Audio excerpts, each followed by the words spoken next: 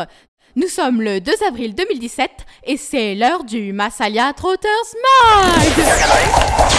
Nous avons maintenant rendez-vous avec Olivier Letellier à propos de son spectacle La nuit où le jour s'est levé. Olivier Letellier, bonjour. Bonjour. Comment est né ce projet, Olivier? Alors c'est une grande histoire. D'abord, c'était l'envie de parler de l'engagement. Et puis on a fait des laboratoires avec les comédiens, avec des auteurs. Et là, il y a cette histoire qui est revenue, qui est une histoire vraie d'une amie qui en 1983 est partie au Brésil par hasard. Et s'est retrouvée par hasard dans un couvent où elle a assisté à une naissance. Et là, on lui a mis l'enfant entre les bras en lui disant, entre les mains, pardon, en lui disant il faut que tu t'en occupes maintenant. Et la mère l'a abandonné, la mère biologique de cet enfant l'a abandonné. Et donc Suzanne, mon amie, elle s'est dit que effectivement elle allait s'en occuper. Et donc le spectacle raconte toute cette histoire-là. Et pour nous, cette histoire était vraiment une histoire d'engagement très profond d'une personne, d'une femme, par rapport à un enfant. Donc parce que c'est un engagement à vie de devenir parent. Pourquoi avoir choisi d'utiliser du cirque dans votre mise en scène ? Alors toujours parce que la raison de l'engagement, donc du coup il y avait aussi l'engagement physique et j'avais envie de donner des images très métaphoriques par rapport à tout ça.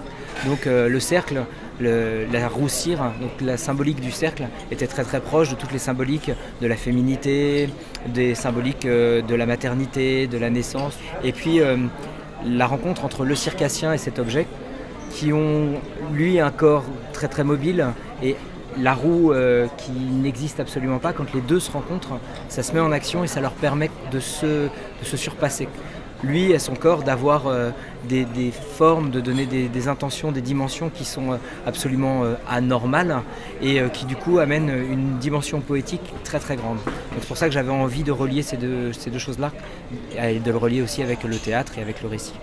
Pourquoi avez-vous choisi 3 ans pour raconter l'histoire d'une femme ? Alors 3 hommes parce que ça arrive à tout le monde de raconter des histoires. On peut raconter les histoires qui ne sont pas les nôtres. Et puis j'aime dans mon travail raconter et du coup susciter l'imaginaire.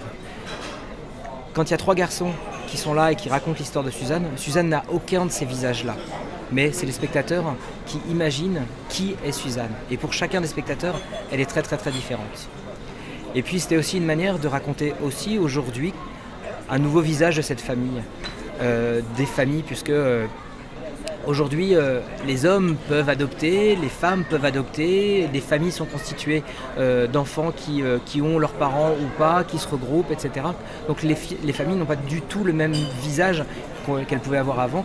Et là, de faire raconter cette histoire-là, que 3 garçons, à l'âge de devenir père, viennent raconter une histoire de maternité, je trouvais que c'était une jolie sensibilité et puis un bel hommage aussi à rendre aux femmes que de venir soit 3 hommes qui viennent parler d'elles. Comment avez-vous trouvé un comédien-interprète en langue des signes pour traduire le spectacle ? Alors là, on travaille avec une association qui s'appelle Accès Culture, qui est basée à Paris, au Théâtre National de Chaillot, où je suis artiste associé.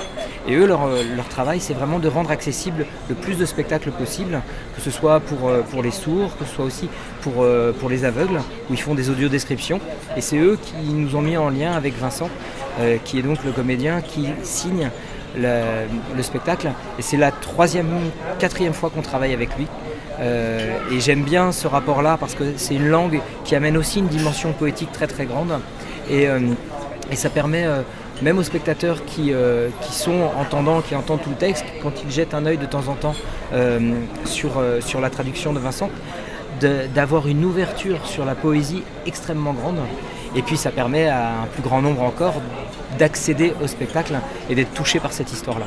Merci Olivier pour toutes ces précisions. Merci à vous et puis à bientôt. C'était Elias pour les Massalia Trotters Mag.